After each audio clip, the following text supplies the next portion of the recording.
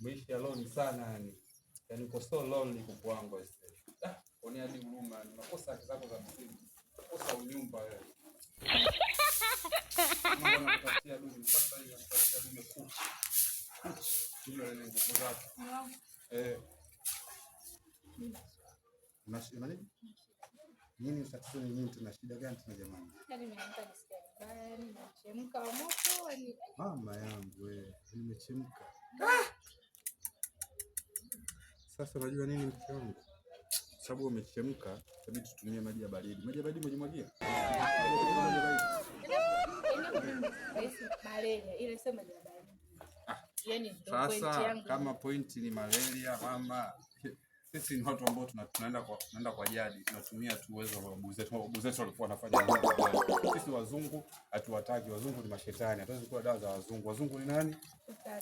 Sasa sisi tunapingana na shetani. Sababu mzungu ni shetani, hatuwezi kudini na shetani. Sasa babu zetu zamani walikuwa wanatumia aloe vera na nini na majani ya mwarobaini. Sikiliza sasa nikueleweshe mimi nakuelewesha bwana. Nakuelewesha jadi, mimi nakuelewesha vitu vya asili.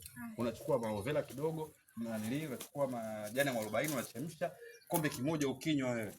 Ili huu moto unausikia, huu moto unausikia, ili joto lote linakimbia. Yaani linakimbia vibaya mno kama swala kama una simba. Kwa hiyo fanya haraka, enda kachukue majani ya mwarobaini, chukua na aloe vera, changanya, kunywa.